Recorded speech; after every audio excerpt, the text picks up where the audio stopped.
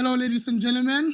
Thank you so much for following us. Thank you so much for giving us feedback. We had actually good feedback from our previous session that we've uploaded, and some of it was negative, and there were certain things that were raised about our guest. We thank you for letting us know. We now are working on a process of actually developing a policy of knowing how to follow up and how to keep our guest list as clean as possible.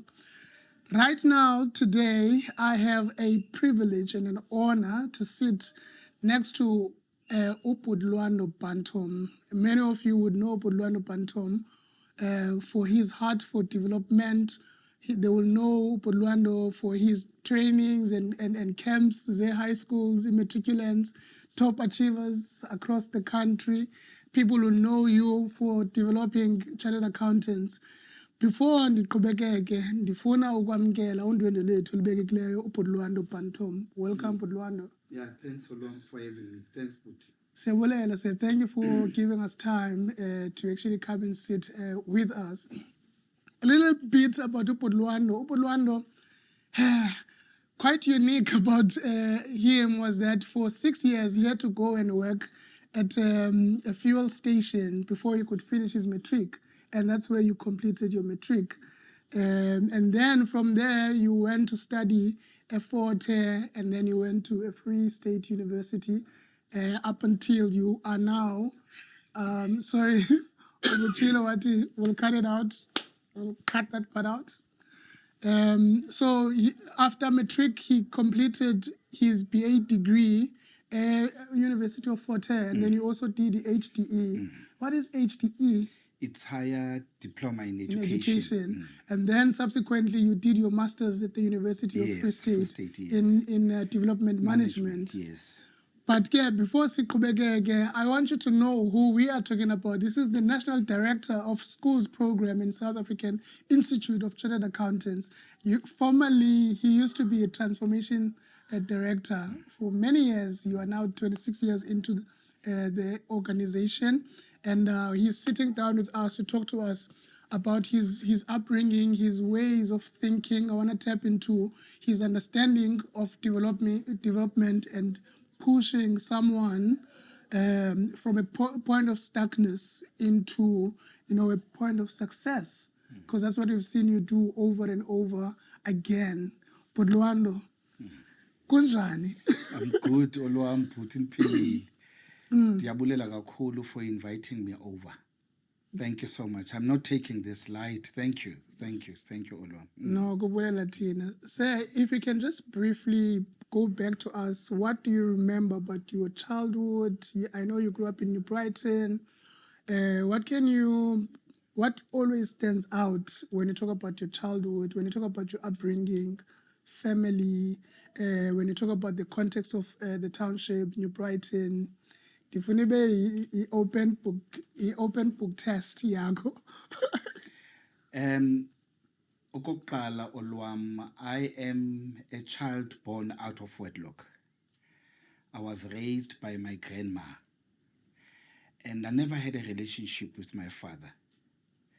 I knew where he was staying. He was married, and there was no relationship at all between me and my father. And uyamazi umntwana ongumfana uyamfuna utata wakhe. But I was coming from a humble background where sometimes we will sleep without having something to eat. But the beauty about this, I am coming from a home that is full of love. We would laugh at home, enjoy each other's company.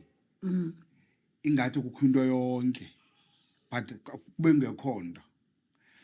And that's my background. And dla ngokuthi xa ndithetha, what I will always remember about my childhood experience is that I was raised from a strict family where you were told what to do. And even if sometimes I would love to have this relationship with my father, but my grandma will always say to me, he does not want to have a relationship with you. So, and sometimes loo nto yakundiphazamisa because ndiyayifuna le nto ibe khona, but andixelele ukuthi no, you've tried your best. And ndabona ukuthi man, I've tried, this relationship is not working out. I forgot about it. Ndaqhubekeka nobomi. So I am grateful for being raised in such a background because it shaped me to be Lwando that you see today. That background. That's why I'm one of those people who are not ashamed to share about my background. I have embraced that background because it has helped me. I mean, today, ubona uLwando, but Lwando mbonayo usuka phaya eraswe khona with those values. I'm shaped to be the Lwando you see. And then at what age, more or less, were you when you had, that thought like, look, okay, I'm going to continue without this guy's his input in my life? I was just if it's a year, if it's an age. No. I was at high school. I was doing standard 7. Okay, so in your teenage years. Yeah. Yes. I was doing standard 7 then. I took a decision, it's not working out. And then when I was doing standard 8, because my father was known in PE, because he's one of those people who got matric at Newell High School in the early 60s. So he was known. When I was doing standard 8, the principal of the school came to tell me, have you heard? Nah, what? Hi, man. Ubani is no more. You can see there was no relationship. How can I be told by the principal of the school that my father is no more? Yes. And then even when he told me there was nothing, I was just, okay, life must go on. And then, listen to this. I told myself, I'm not going to the funeral. Why should I go? And you didn't go? Listen, one of the guys in my classroom who was staying in the same street, he knew this guy that I've been going there to ask for a pair of shoes from him. And he has been promising me to buy shoes. Now I didn't have shoes. So I said to this guy, I'm not going there. He knew that I'm looking for shoes. How am I going to go to his funeral without shoes? Yes. And then this guy said to me, no, Lwando, I'll give you my shoes. He gave me his shoes to attend the funeral. But I was at peace because I told myself, it's not working out. I must move on with life. Okay, so you attended the funeral. Yes. And also, was there a sense of closure? Was there... No. Boti, I think we, as human beings, we are wired differently. With me, it was a different case. But I know with some people, they would feel differently about the whole thing. Now, when I went there to the funeral, it was one. He's gone.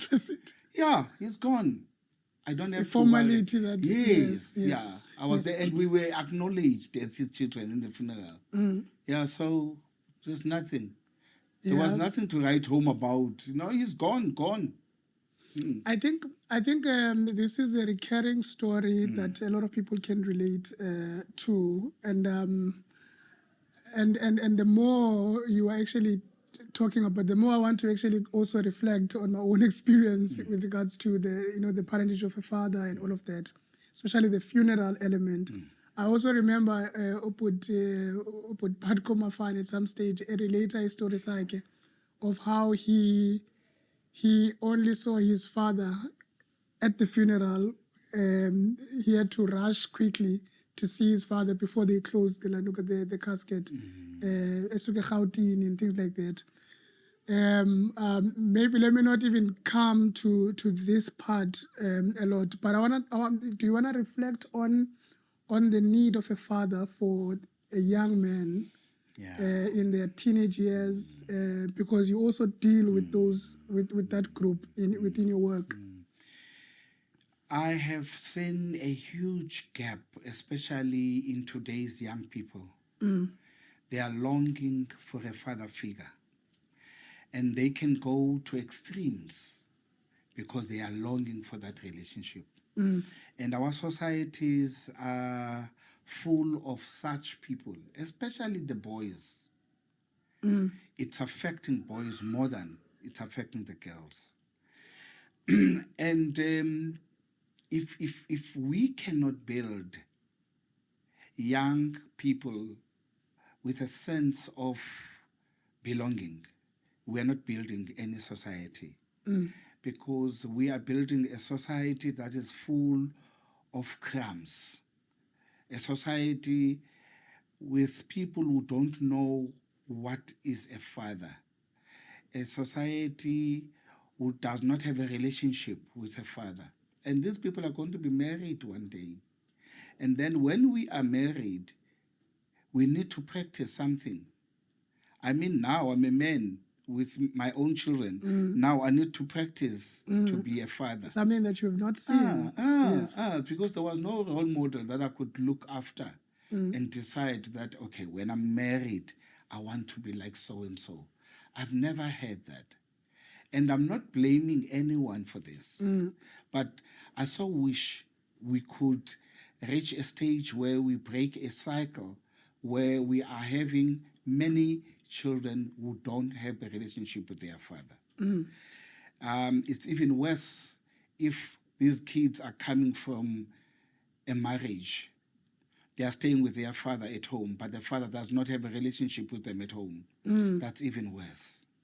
Because in that case, this man is supposed to be acting, like a father in his own household. So we need to have more workshops for young men. And sometimes it's a difficult thing because you now have to draw onto something that was never deposited into. No value was put into this basket, but the value has to come out for someone else. And then, so you tend to sort of be, away. Even if you're sitting here, you are an absent present father. So these are topical issues, and I would like at some stage to actually have, if possible, even if it's a men's sort of camp away, to actually focus on some of these because they are important. But then imbogodo zizasibetha bathi asithethe ngabo kwelamaqonga. We've had a very good and healthy presence of females, of women, people who have contributed in our lives. Do you mind reflecting on people that have made an impact on your life? Yay, Olwam, there are so many people who have added value in my life.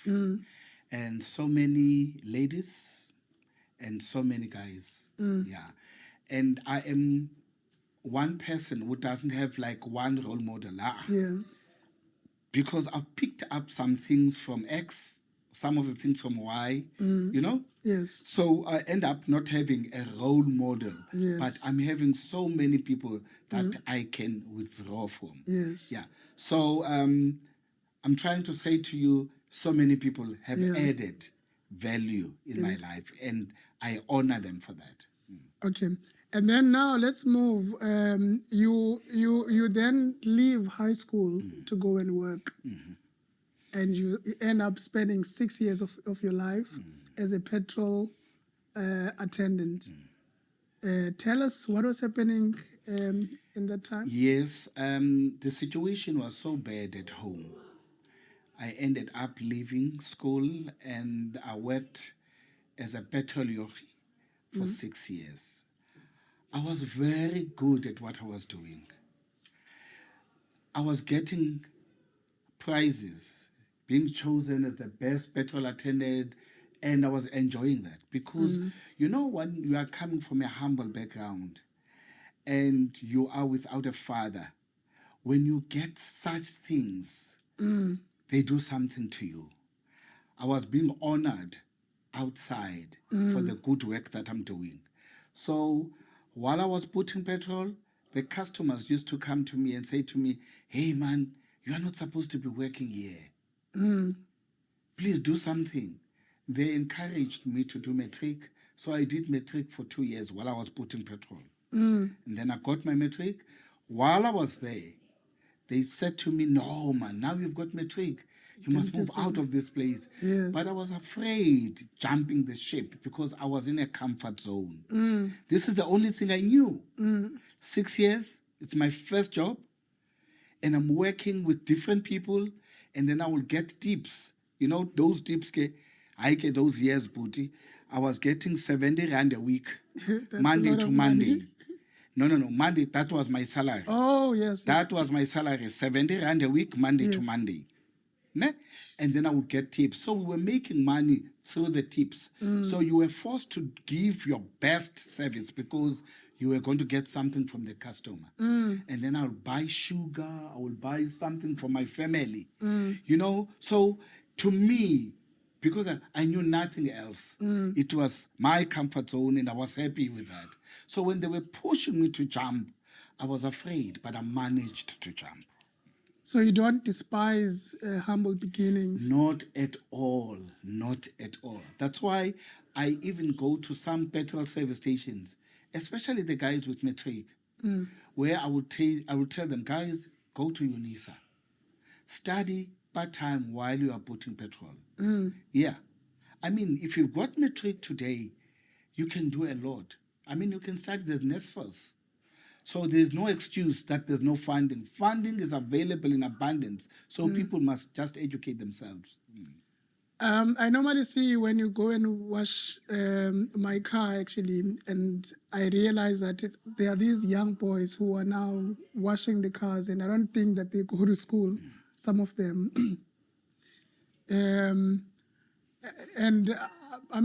For a moment, you would sometimes think, "Ukuthi, maybe should we bring the school here? Should we link this washing of a car to a program of fixing cars, of fixing paint, of things, you know, because clearly they have left formal schooling and they found value here." Yeah. Because for me, someone who skipped school was it's a bad thing. But then there are conditions that would actually force some other people to actually do that. In fact, Olwam, from what you are saying, Bhuti, not everybody will end up having a degree. A degree, yes. Not everybody will end up having a matric. So if we've got people who are good at what they are doing, we should create opportunities for them. So I like your thinking around this. They are washing cars, but they can't be washing cars for the rest of their lives. Yes. So we are supposed to be identifying opportunities, attaching those opportunities to what they're doing. Change my tire. Yes, you know, yes, fix this paint, or, you know, polish my things that the car is still here, it's going to come, and other things. And just to add something, Yes. Olwam, even the people who are owning these businesses, Yes. they must have an open mind.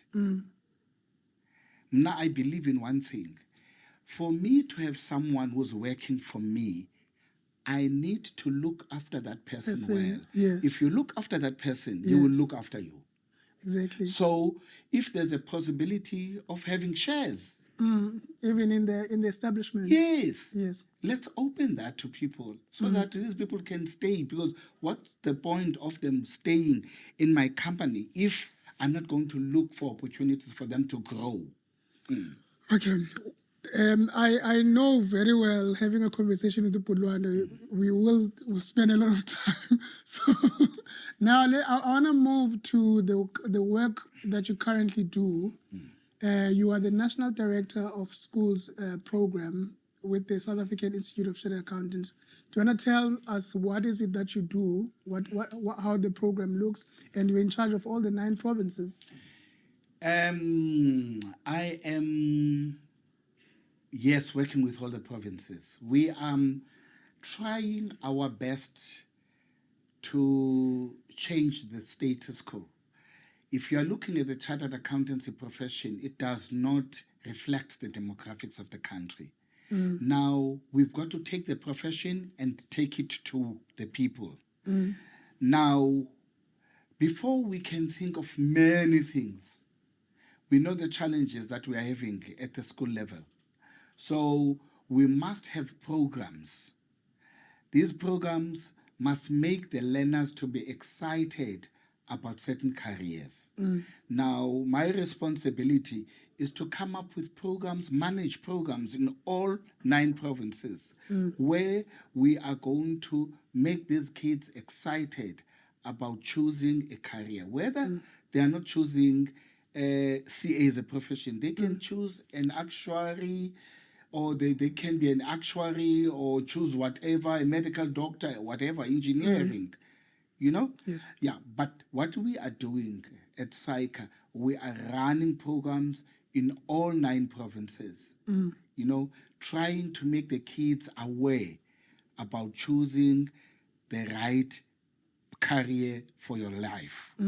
Now, we are doing this with many stakeholders, like the Department of Basic Education is one of our key stakeholders. So my duty is to see to it that these things are happening in all these provinces. So I travel to those provinces to check that we are having camps, to check that we are running business games, to check that we do career awareness. So we do quite a number of programs in different provinces, and we work with universities as well. Do you want to reflect on the conditions of the families that raise these top achievers that you normally deal with? Do you have something that you want to? Yes. There was a professor at UPE, NMMU now, who said something that I felt I needed to challenge him about this. He was saying, for the CA profession, you are not going to get learners that are coming from the villages, that are coming from the township schools. For the CA profession, you will get them from private schools. I said to him, listen, you are a professor at NMMU. You've been in the accounting for many years. Look at the black students who are doing honors. There are few that are coming from private schools. The bulk of the learners that we get who are choosing the CA profession, they are from rural schools, humble backgrounds, they are from township schools. There are few that we will get that are coming from private schools. So some of these learners that we are having, they are really coming from families that are having real challenges. But they have managed to work hard for themselves to be where they are today. So we can't say the CA profession is meant for a particular crop of people. No, and not for because we have seen that the bulk of the CAs, they are coming from rural schools. And on the same, maybe for someone who does not know what is a CA, what is a chartered accountant, briefly, can we? Because we can't speak to Lwando without touching quite significantly on the profession, a chartered accountant. Yeah. Yes. A chartered accountant is someone who has taken up a route which is almost 7 years. A chartered accountant looks after the financial books of companies. A chartered accountant is the one who can be a CFO of an organization. He looks after the best of an organization. He's the one who will be able to advise the company, this is not a good move for us now as an organization. We can't hire more people because in 5 years' time, we're not going to have money to pay those people. So if you are a chartered accountant, you have done your BCom accounting, you've done your honors, you've done your articles, you've written your board. And then when you've done your articles, you've passed your board exam. It's then you can be called a chartered accountant. And next to your name, it will be CASA. Like when you are a doctor, it will be Dr. Specklekasbank. Yes. You know, so it's like that. Or if you are a doctor of philosophy, you'll be PhD. Hey, yes. Again, I'm sitting here with Lwando Bantom. Ezinye izinto ezingaziwayo mhlawumbi, I know about them. About Lwando is that he has a a passion, and for many years he's actually worked with a prison, Durbanville prison, where they produce some of the best matriculants in the country. But I want him to reflect about that program and where are some of the learners that come from that. Yeah. Maybe to take you back, Olwam, development, it's something that I enjoy. It's something that flows naturally with me. And I believe in developing other people. Now, when I first had an encounter with this particular center in Durban, it's called Durban Westfield Prison. It's the only prison here in South Africa that's producing the best results. Even if you go there, you see those guys, they are serious. Bayafunda, bayajima, but busy, they want to develop themselves. And I appreciate them for one thing, that they have taken a decision while they are there to develop themselves. So we recruit from there. Some of them, they don't want to be CAs. They want to be teachers. So we've managed to produce maths teachers out of the guys. Okay, Umbuso is a CA. Mbuso Zulu. Yeah, Umbuso Yes. Zulu is a CA. And some, they've got a degree called human movement, whatever. Science. Science. Yes. Yeah, they did it at NMMU. Some, they've got BCom in HR. And they are all working, which gives me that joy, taking someone from point A to point B. Yes. I mean, when you see these guys today, you can see that, yeah, they can write a story out of what they are coming from. But even with this project, Olwam, there have been some challenges. I mean, some of the guys relapsed. Yes, yes. You take them, you bring them to university, they still, yeah, I can come,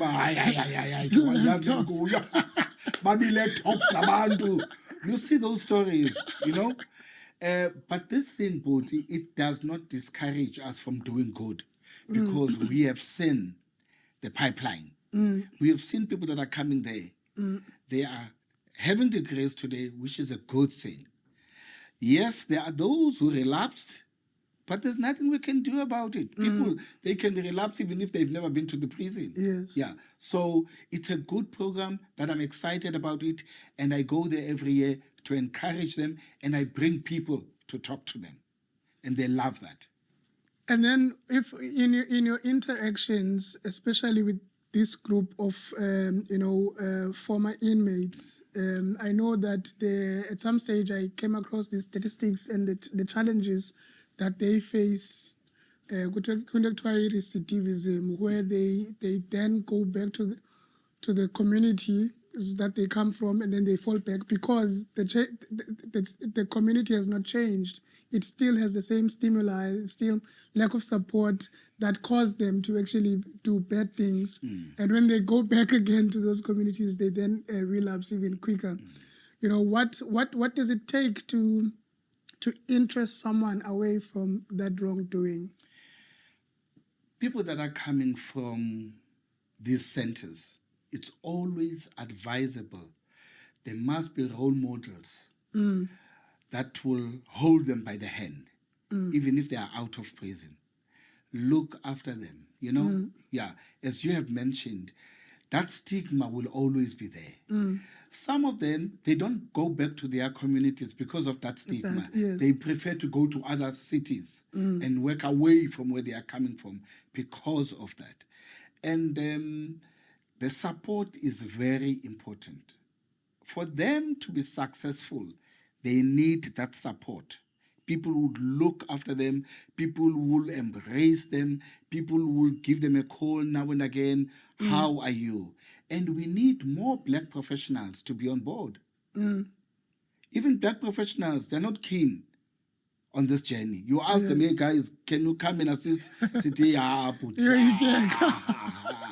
Yeah, so Booty, we need more open-minded people who can avail their services and say, Booty, I'm willing to walk a journey with someone who's from there. Yeah, because they need to be appreciated. They need to be encouraged, especially that now they are working. There must be someone who's going to walk the journey with them. With them. As we're reflecting now, talking about this value of a human being, that even if umuntu usuka kwesimnyama isisele ezibokudla ngoshiwo, ukuthi usengahlanguleka, say can be rescued, can be regained into the proper functioning of society. What value do you place on the soul of a human being? Value. You know, Booty, I'm thinking here, I'm thinking aloud, Olwam, that, because these people are important, any human being is very important. Now, we need to, as human beings, to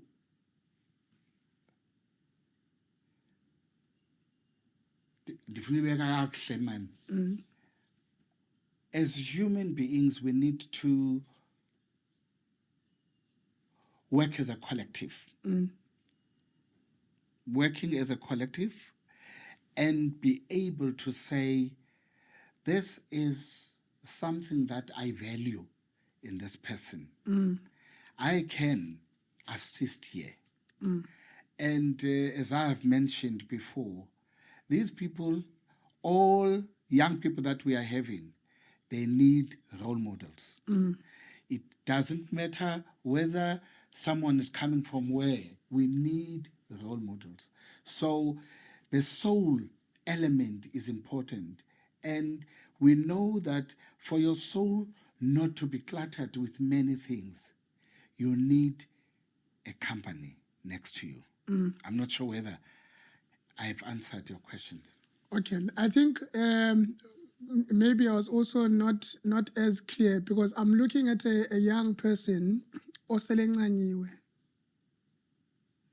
okanye osele ezincama, abe stuck in a cycle embi erongo.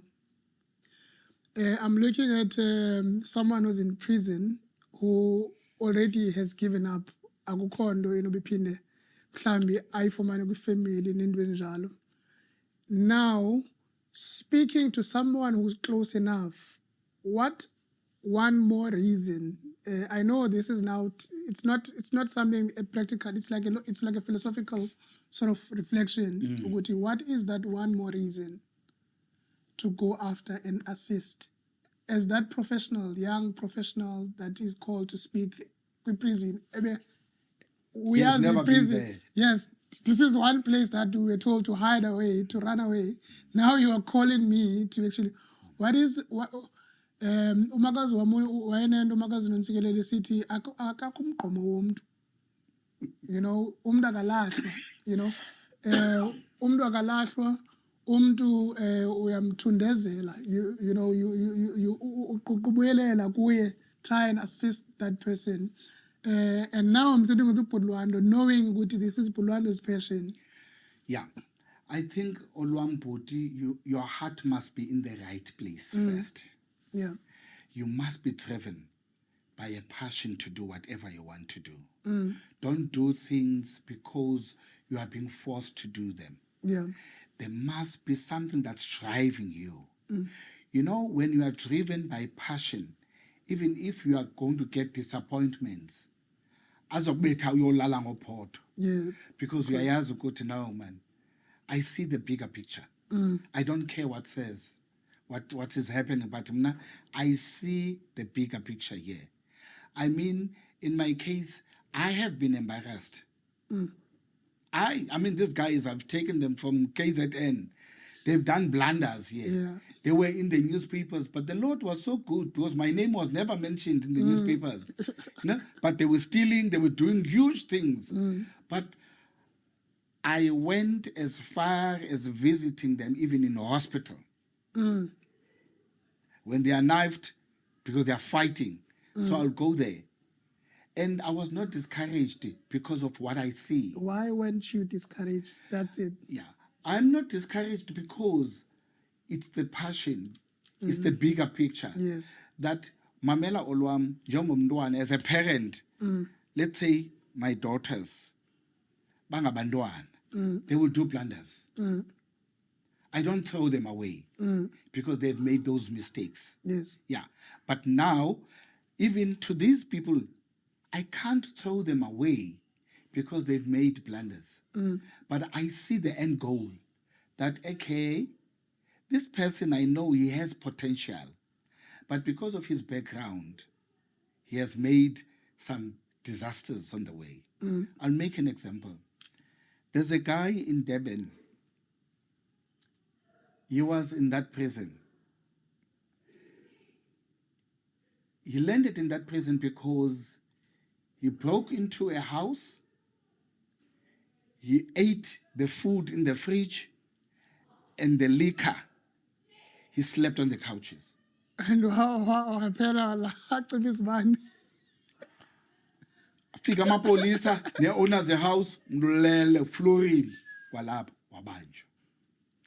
And that guy today, can I tell you something? He's got a BCom from UKZN. He's got an honors. He's doing his masters. He's working in a bank today. So I must say to you, Booty, it's important that you see the bigger picture. Yeah, there will be mistakes that these people are doing. You know? Yes. You must think about it. As a father, you've got your own children. You don't throw them away in a bin. Yabangxolisa, ubangxolise, uphinde ube mhle, ube nice kubo, and then you continue with the journey. Abanye abantu, their focus when you talk about development is largely external to the human being. It's that road, it's that planting trees, it's that school painting. Your development perspective has largely been human-based.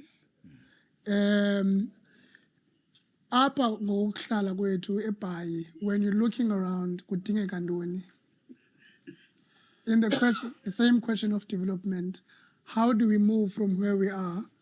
I want to hear your reflections. What do you see? What bothers you? Are there any remedies?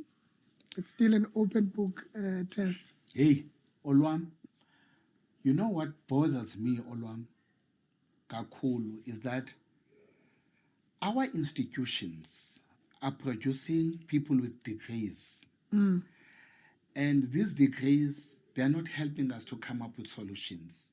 I mean, these degrees, we get them. And we are living in a country that is full of problems. And people are blaming the government. And you check, man, Even every after year. a degree. Yes. I mean, I think our education is not helping us to think creatively. I'll make an example, Olam. I was very much impressed yesterday. I went to Grahamstown, St. Andrews. Grahamstown has huge potholes. Yesterday, I'm driving here. And then in one of the streets, I meet this guy with some 4 young chaps. I stopped. And then I asked them, what are you guys doing? They spoke to all the people who are staying in that street. Those people are paying them to maintain the street. I mean, it's creating jobs here. So they are busy, they've got machines, they're mending those potholes, which is excellent. Yes. And even here in PE, I think I'm very sorry to say this. PE or Igqeberha, it's not like other cities.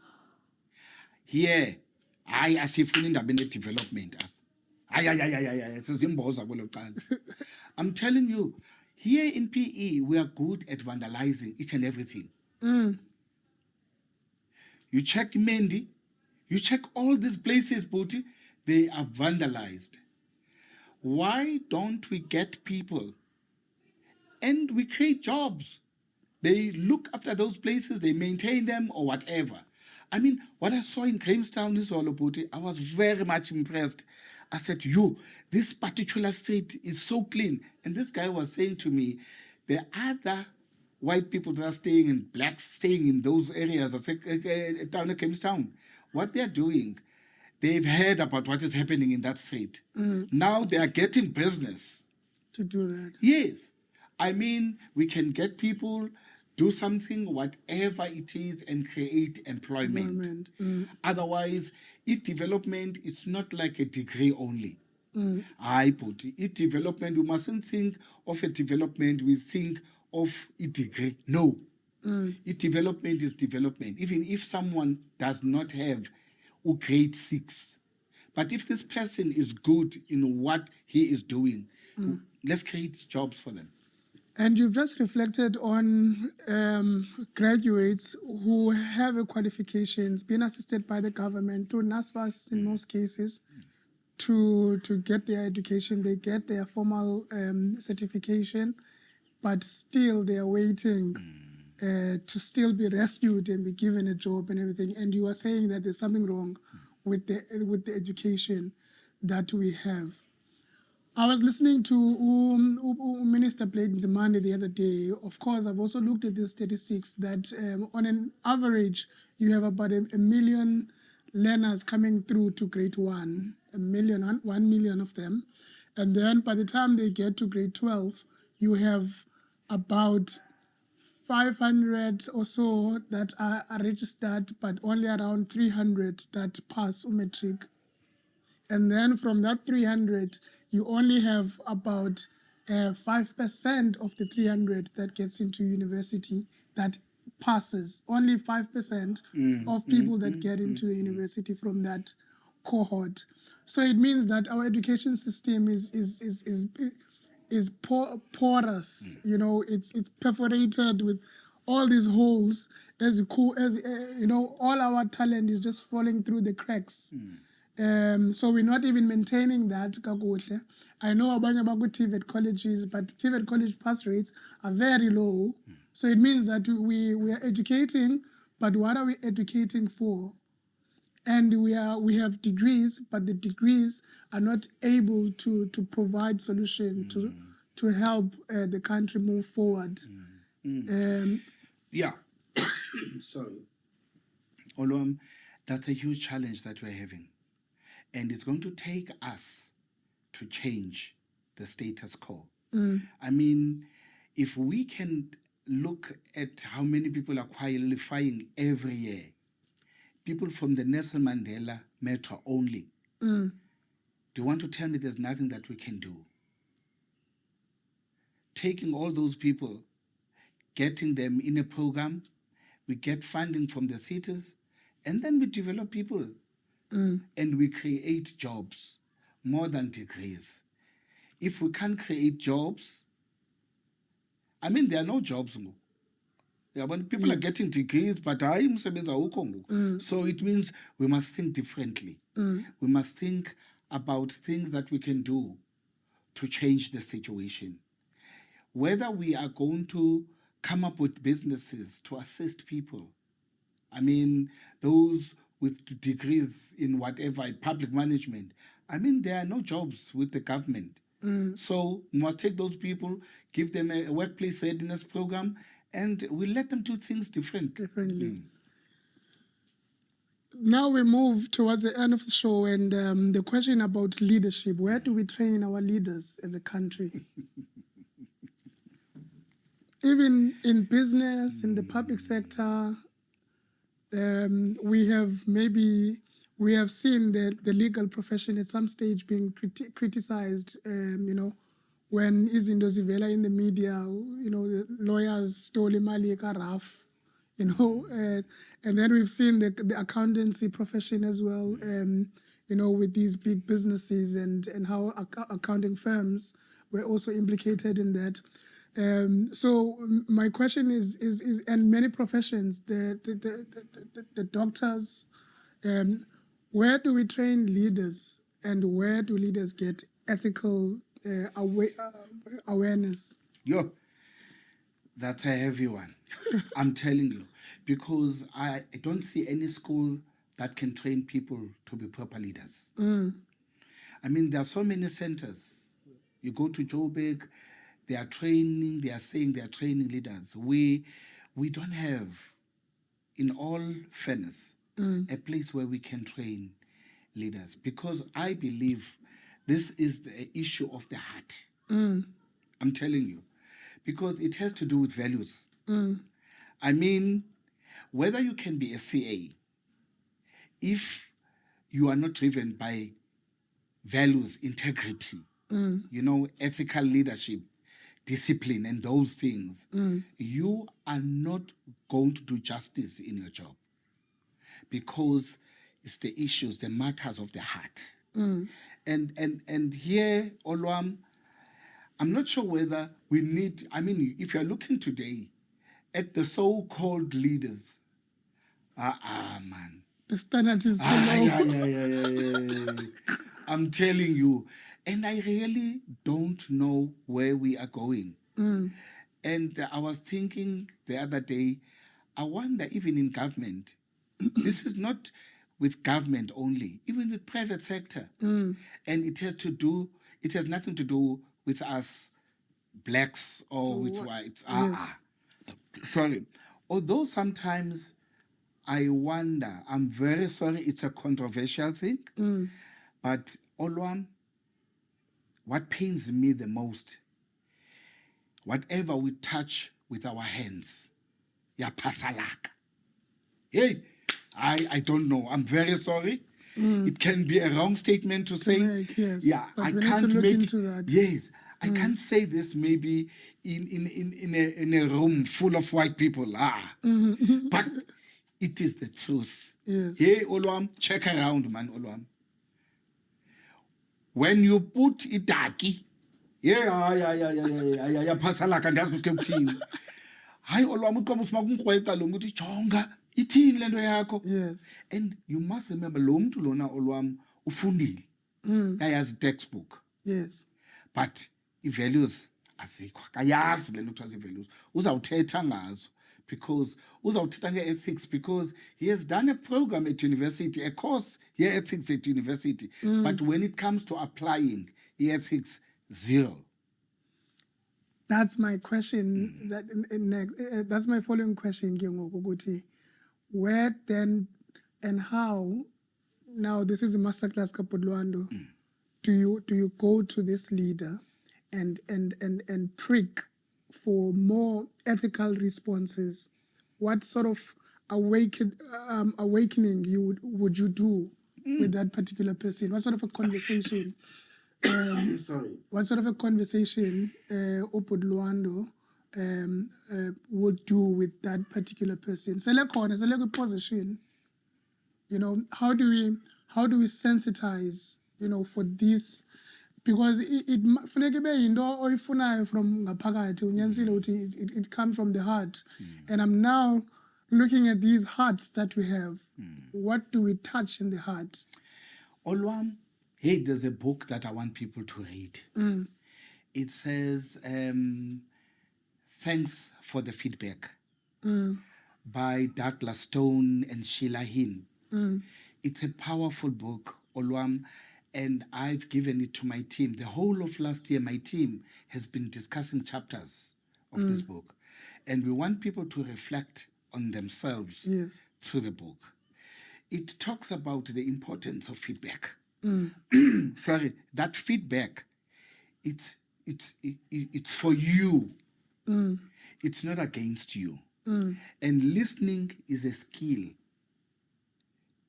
So you must listen when one is talking to you. Don't prepare a response. Listen. Because if you are going to prepare a response, you are going to miss this person, because ubhizi nje bethetha wena upheka impendulo. Ne? So nizaphosana. And I think it's high time, especially as black professionals, sibe nembizo and we talk. And if we know certain people in these leadership positions, we go to them, but with a heart that wants to help. Because you must remember, people are protecting their egos. So ubani uzibona engu-director here.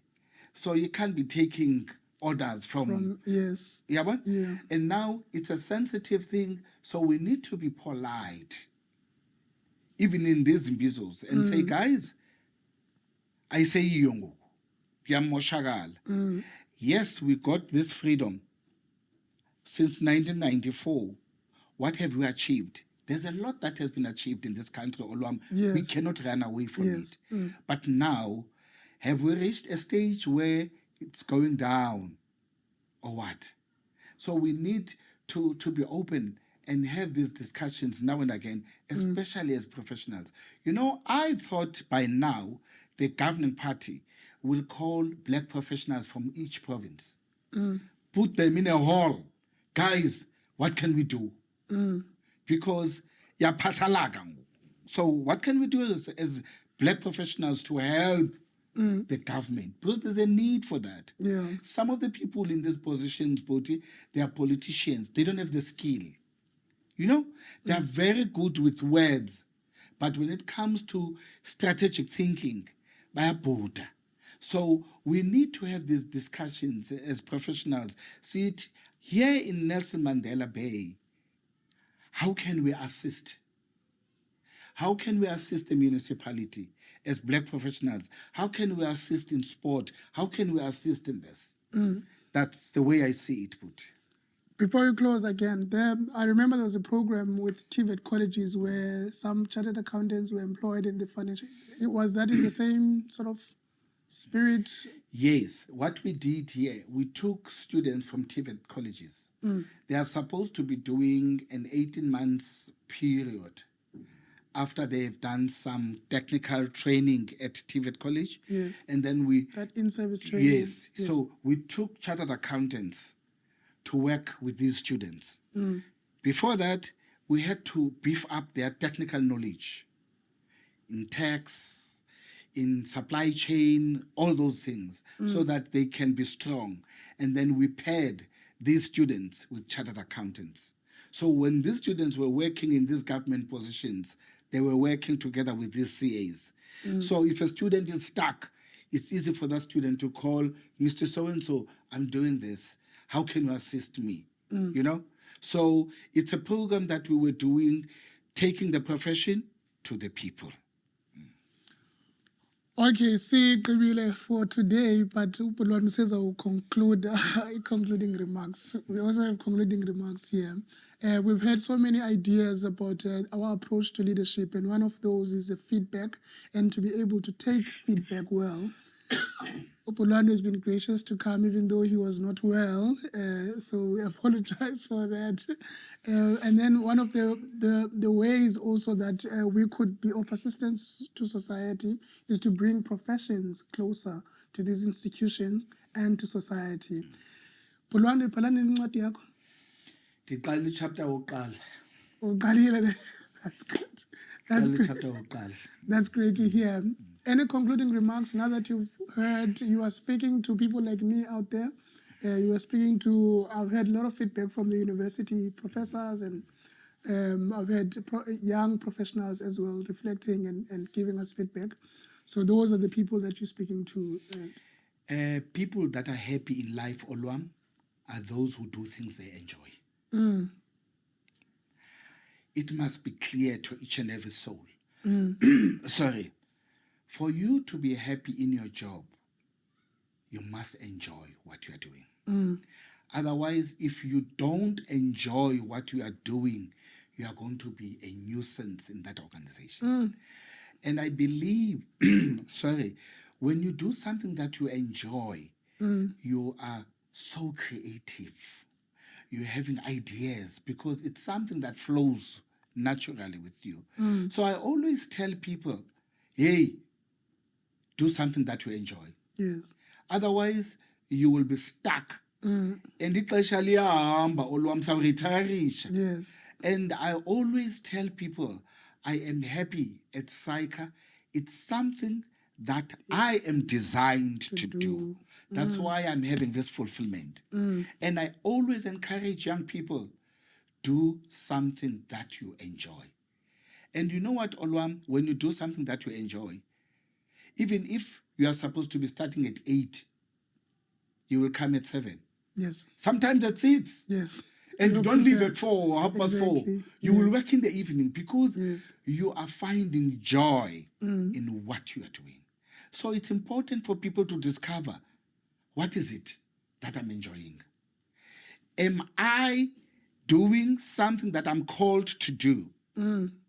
Because you are going to be frustrated. You are going to job hop because you're not getting. Because for money. Yes. And I think I always say to people, you must have a meeting with yourself and take the minutes of that meeting where you're going to say, yeah, mna Lwando, I enjoy A, B, C, D.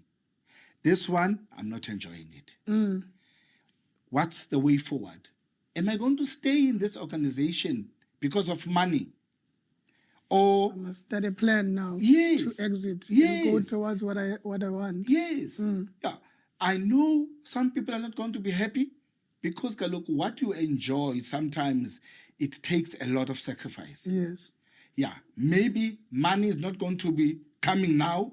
But one thing I know, Olwam, is that if you do something that you enjoy, money will follow. Because you're going to be creative around it and make money, that's all. But Dr. Miles Monroe says, money follows value. You know, when you put value, when you give value, and then resources will come. It's like that provision follows the vision. Thank you so much, Lwando, for coming. I know that we could talk about so many things. I didn't even touch about family and gohlobo that I would want to touch. Osisiki, Sisi, Bonozo, I'm sure they're watching to see if you're going to mention their name. Siyanazi sabuya ngani. Siyanithanda Nosipho siyanithanda Nosipho siyanithanda. And thank you so much. And really, we hope all the best with the program that you are doing. Maybe at a given time, you could also invite us in one of your programs so that we can have a chat and maybe see practically what is happening. I've also been part of his camps for many years before, and so that's how I know what is happening in those camps. But thank you so much. We'll see you next time. Thank you.